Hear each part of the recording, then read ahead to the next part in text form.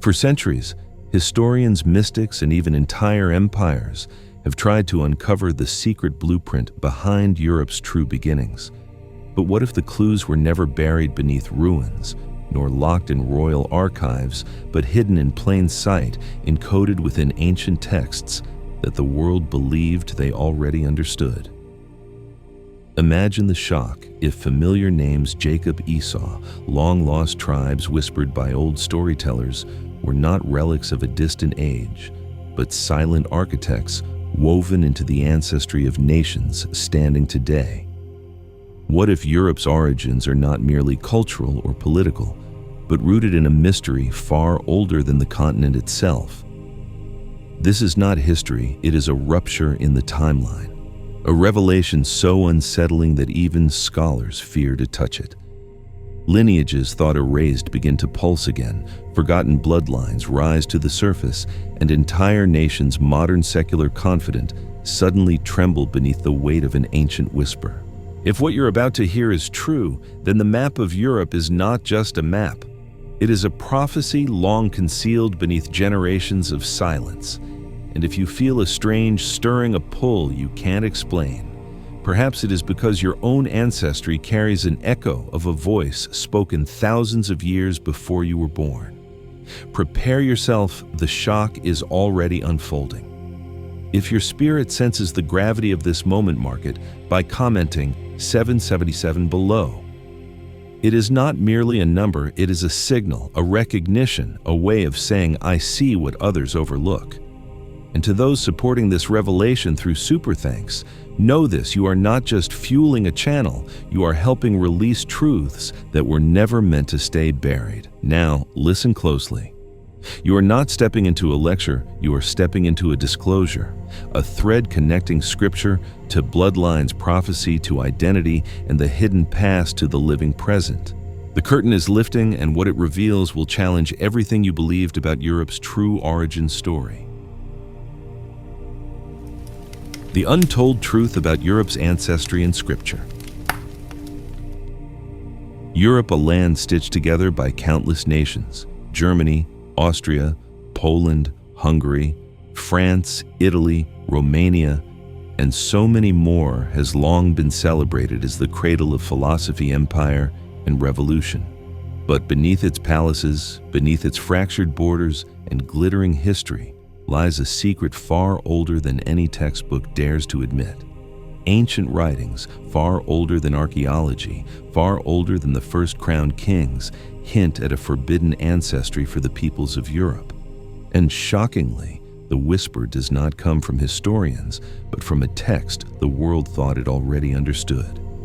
Hidden deep within Genesis 10, the so-called Table of Nations, lies a code, one that, if true, rewires the entire story of Europe's origin.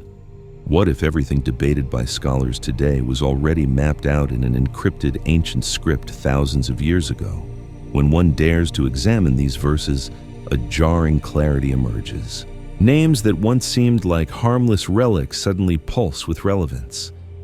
Peoples thought to be born of myth or legend begin pointing backward toward origins no modern nation would ever claim publicly. Greece, Macedonia, the ancient coastal kingdoms, they are all traced to Javan, the mysterious son of Japheth. And who was Japheth? Not just a figure stepping off an ark, but a man painted by ancient tradition as the carrier of an entire continent's destiny.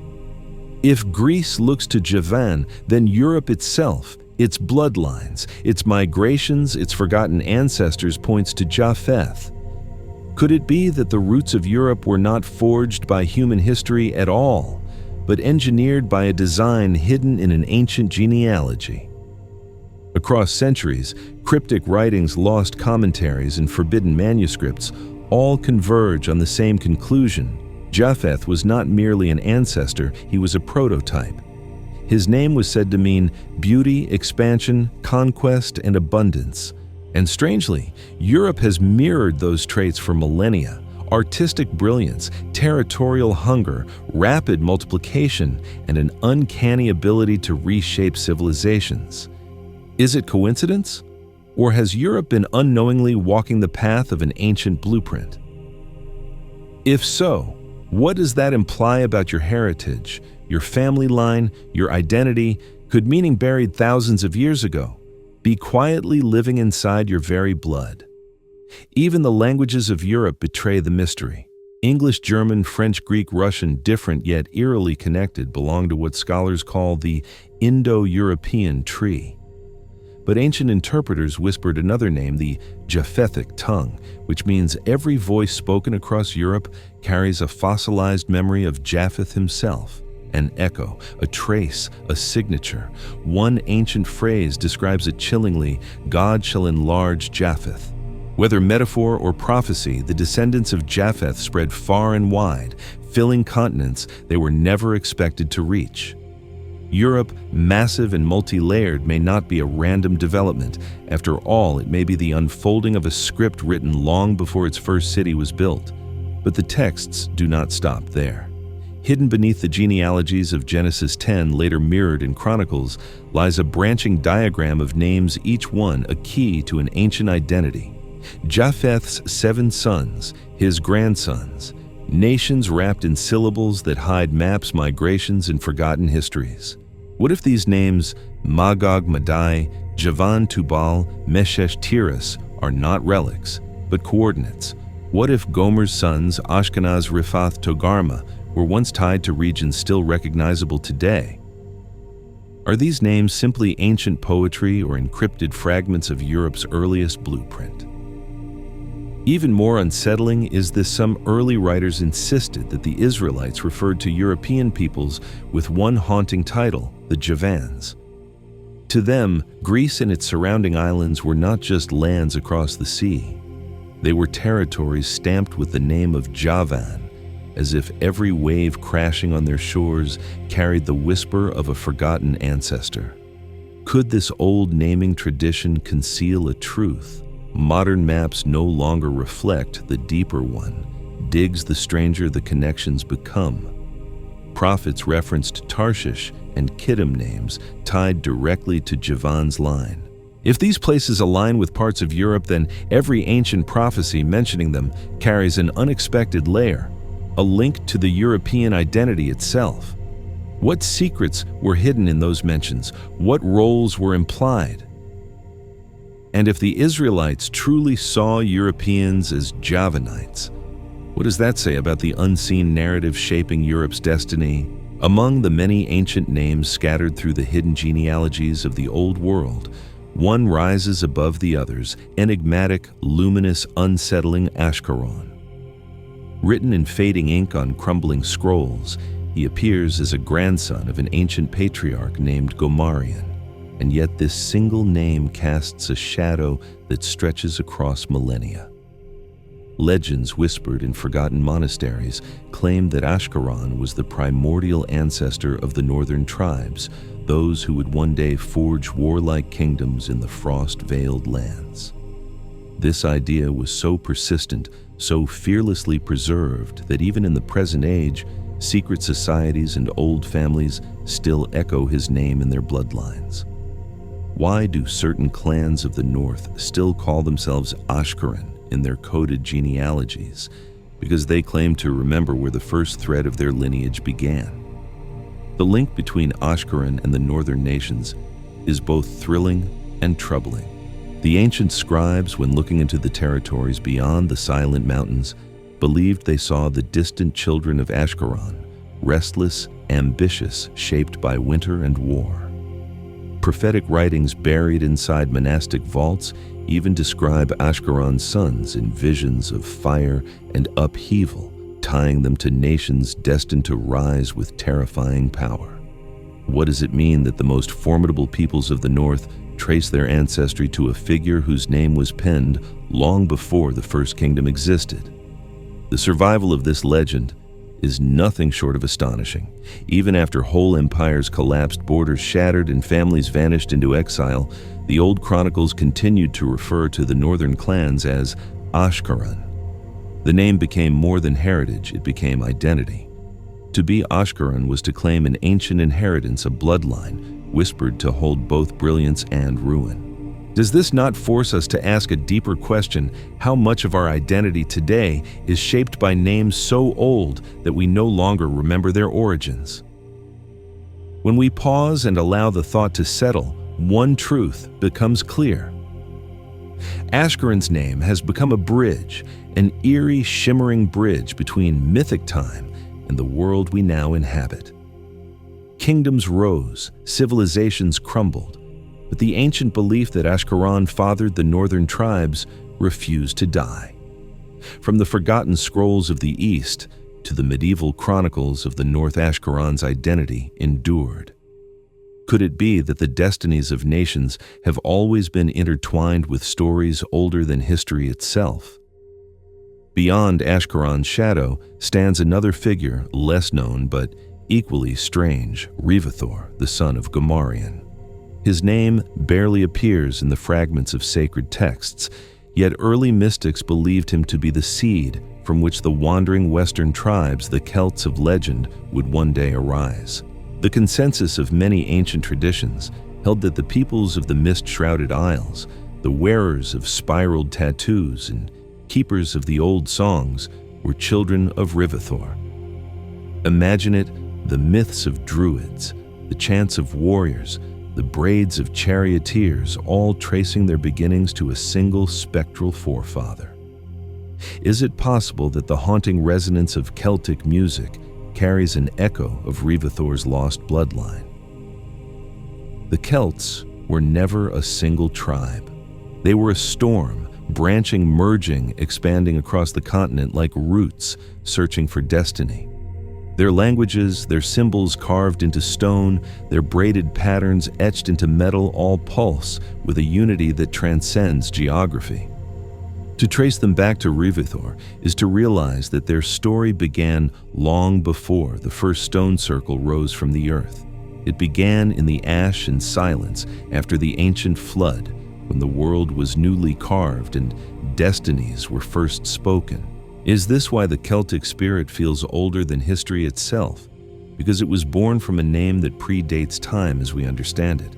Especially among the islanders, the memory remained alive. Their storytellers preserved Rivathor not as a myth, but as an origin. They saw themselves not merely as warriors and poets, but as heirs of a line whispered into being in the earliest ages of the world. Could this explain the uncanny mysticism of their culture, the sense that their songs and symbols contain secrets humanity has forgotten? When we view the Celts through this mythic lens, the picture sharpens. They were not simply fierce warriors or makers of intricate knots. They were wanderers from a lineage written in a forgotten tongue. Their migrations, their battles, their endurance, each one a branch from the ancient trunk of Rivathor. To say Celtic is to whisper Rivathor a reminder that Europe's roots are deeper and stranger than modern eyes can see. But the tapestry of Japhethor's descendants does not end with Ashkeron or Rivathor. The genealogies unveil yet another name, one that reshapes the map entirely: Madarion. His legacy, according to esoteric traditions, reaches not into the north or west, but into the vast empires of the east. The very sound of his name Madarion echoes in ancient titles such as the Madari and the Madorian kings. Visionary chroniclers believed that the great eastern empires with their towers of fire and bronze-armored armies traced their origins to him. Could it be that the legendary conquerors of the eastern deserts and mountain fortresses walked in the shadow of Madarion's ancestry? The Madorian tribes, united by blood and blade, grew into civilizations that became hinges between worlds bridging east and west myth and empire. Their kings were central figures in ancient prophecies, their armies symbols in apocalyptic visions. To trace their lineage back to Madarion is to realize that the genealogies of the old world never described just tribes, they described the birthplaces of empires.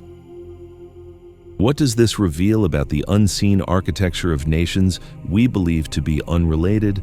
The Parthorian riders. The fierce guardians of the eastern frontier carried the same ancestral thread.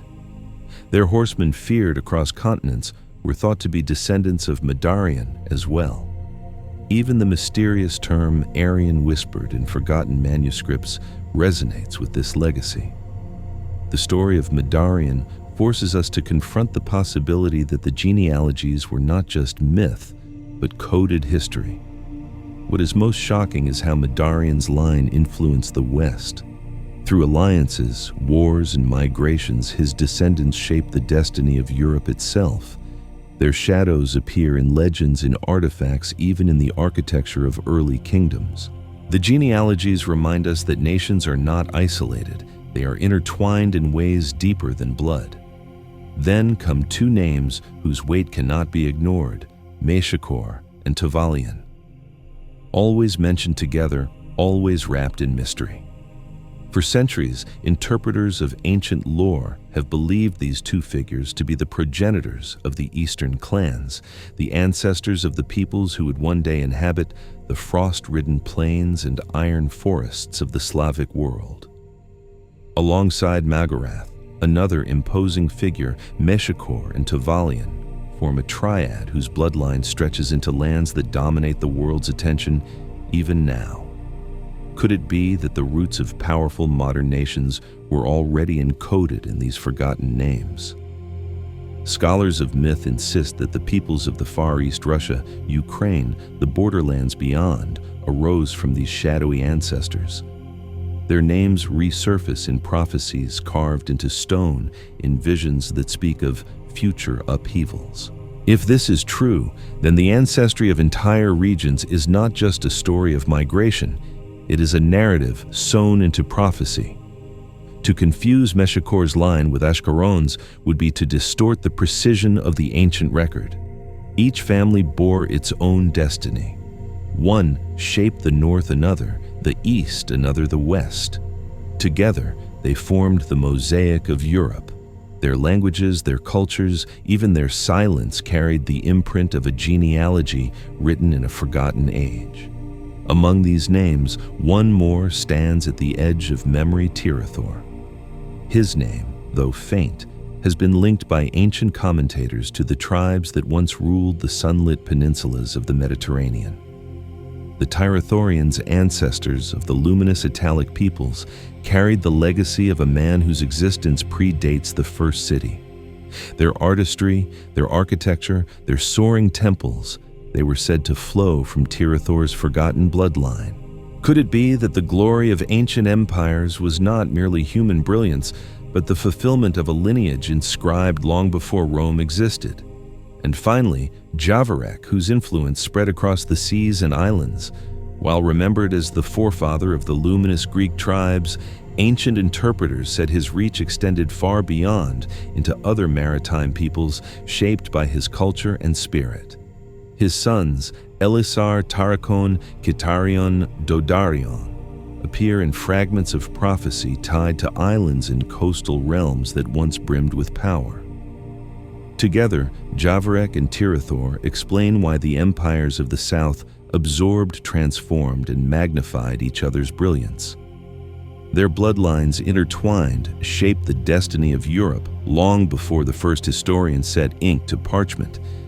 Their stories reveal a single truth: Europe was not merely born. It was engineered name by name, lineage by lineage, in an age the world has forgotten. One of the most striking details in the genealogies of Japheth is not merely the list of names, but the sound of those names themselves. When spoken aloud, Magog, Madai, Javan, Tubal, Meshech, Tiras, they seem to carry echoes of one another as though bound by a hidden thread. Scholars have often observed that these names display remarkable linguistic similarities, even though they appear in slightly different forms, depending on whether the source text is Hebrew, Greek, or Aramaic.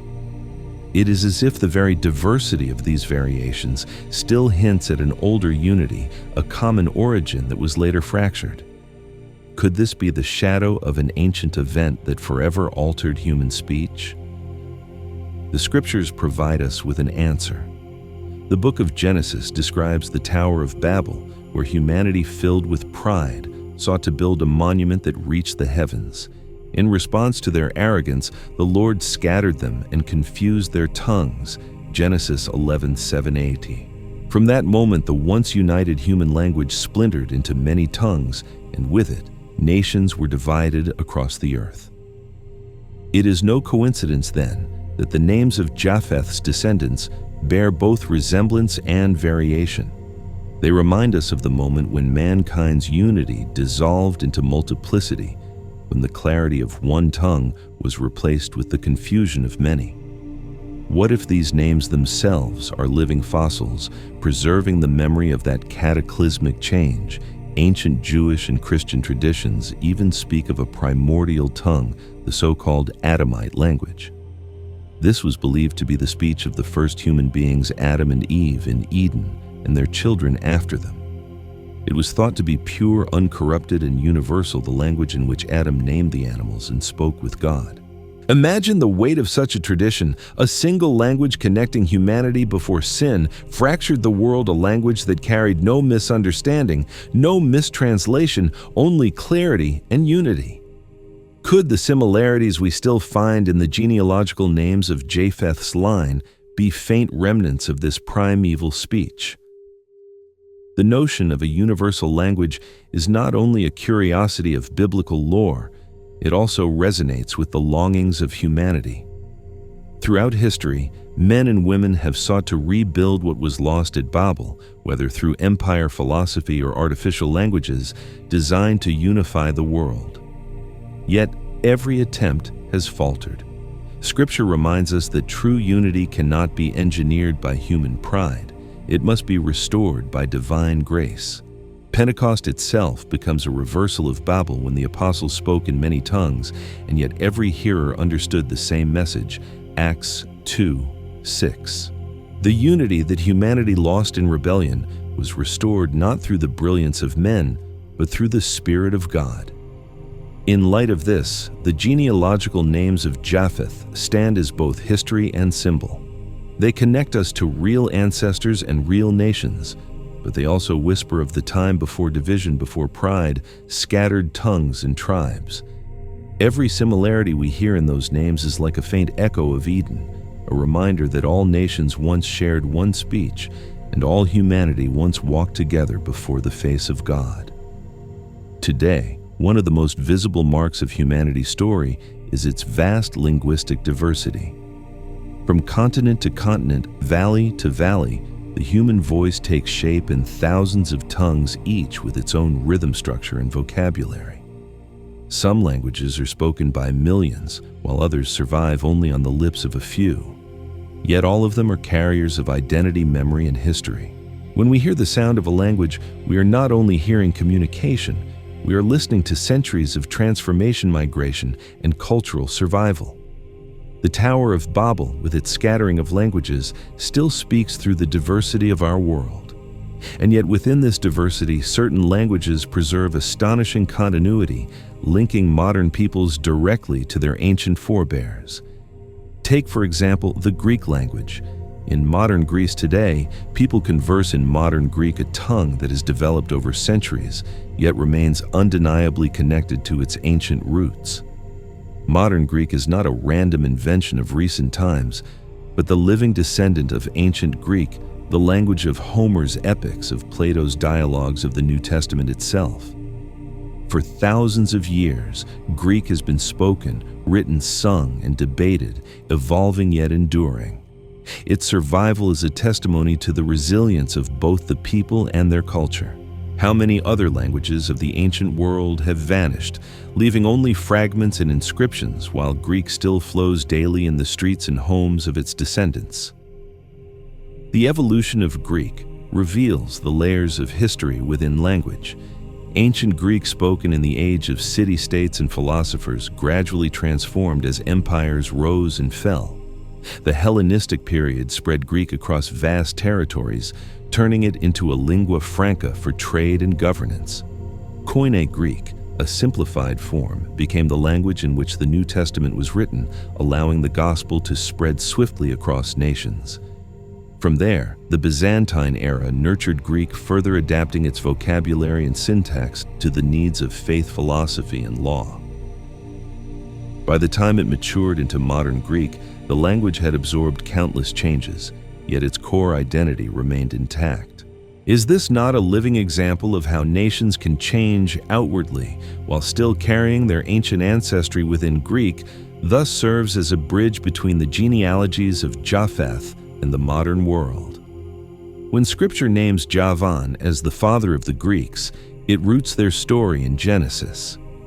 When history records the philosophers of Athens or the emperors of Byzantium, it testifies to the growth of that same line. And when a child in Athens today speaks modern Greek, he unknowingly continues a chain that stretches back thousands of years, linking him with Javan, the son of Japheth. In that way, language itself becomes proof of ancestry, living evidence that the names written in Genesis are not myths, but foundations of nations still alive today. Within the line of Javan, son of Japheth, we encounter 4 names that hold remarkable significance for Europe's ancestry: Elisha, Tarshish, Kittim, and Dodoneum. Each of these names, though brief in the sacred genealogies, opens a doorway into the origins of nations and cultures that would shape the history of the Mediterranean and beyond. To follow their story is to uncover how the bloodlines of Japheth spread across seas, peninsulas, and islands, leaving a legacy that is still visible today. Elisha, the first son of Javan mentioned, has long been identified as the ancestor of the Greek peoples. The connection between his name and the word Hellen, the root of Hellenic, the Greek identity, is more than coincidence. In Hebrew Greek, and even in later translations, the similarity is unmistakable. From Elisha came the original Greeks whose influence spread through philosophy, art, and democracy, and whose language carried the wisdom of Homer and the writings of the New Testament. This means that when the scriptures point to Elisha, they are pointing directly to the heart of one of the most influential civilizations in human history. Could it be that the legacy of Elisha is still alive every time the Greek tongue is spoken, or when Greek thought shapes our modern world? Another son, Tarshish, draws special attention because his name surfaces repeatedly throughout the Bible. Prophets speak of ships of Tarshish, of distant trade, of a land rich in resources at the edges of the known world. Ancient interpreters identified Tarshish with the Iberian Peninsula, making him the ancestral father of the Spaniards and Portuguese. Though Iberian peoples later intermingled with Semitic and other Japhethic groups, their root ancestry has long been tied to Tarshish. How fascinating that the very nations of Spain and Portugal, whose ships would one day circle the globe during the Age of Exploration, trace their first ships back to Tarshish, grandson of Noah, when Isaiah prophesies that the ships of Tarshish first will carry offerings to the Lord, Isaiah 69. Is it possible that he foresaw not only a people, but an entire legacy of seafaring descendants who would change the course of world history? The third son. Kittim is consistently linked to the island of Cyprus. Biblical texts and later traditions affirm this connection, identifying the Cypriots as descendants of Kittim. The island, strategically positioned in the eastern Mediterranean, became a hub of trade and culture, bridging Greece, Asia Minor, and the Levant. That such an important crossroads of civilization would be tied to a single name in Genesis shows how deliberate these genealogies truly are.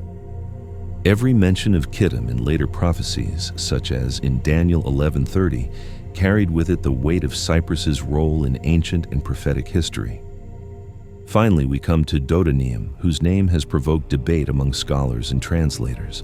Some manuscripts render his name as Rodonim, others as Dardanim, reflecting linguistic variations over time.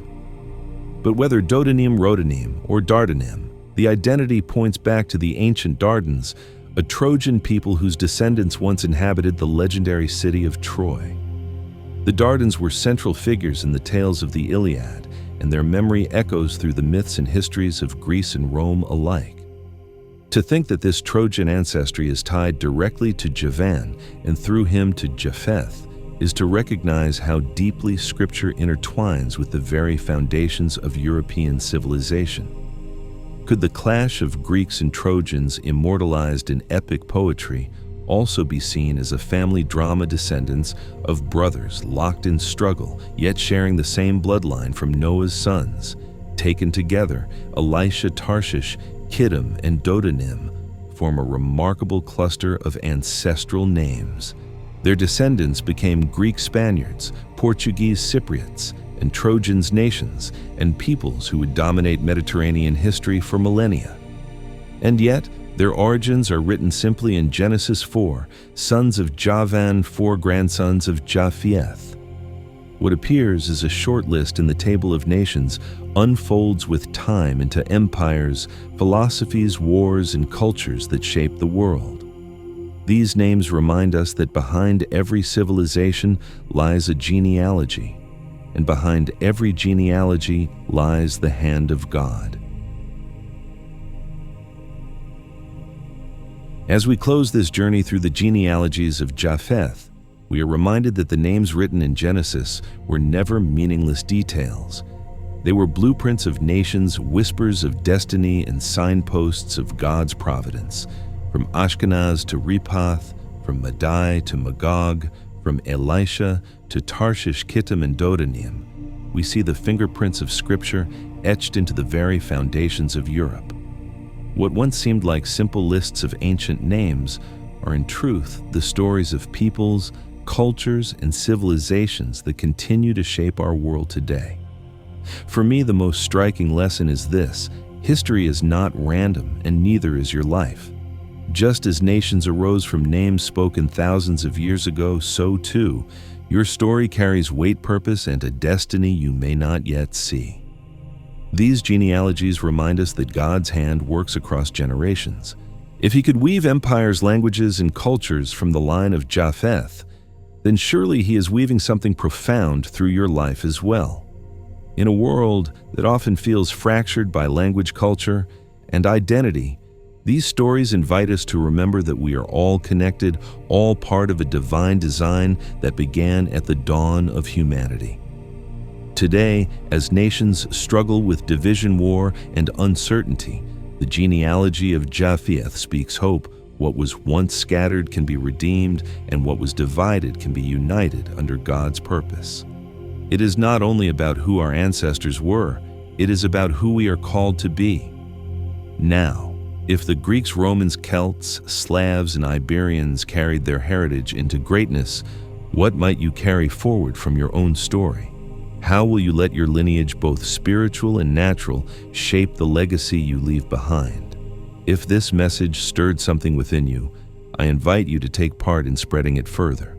Like this video, share it with others who need to hear that their story has meaning, and subscribe with the bell turned on so you won't miss the journeys ahead. Drop a comment what name or people stood out to you most today. I want to hear your thoughts and insights. And to all of you who support, whether through a simple view, a comment, or even through super thanks, my deepest gratitude. You are part of this unfolding story too. May you walk in the knowledge that your life is not an accident, but a chapter in God's eternal plan.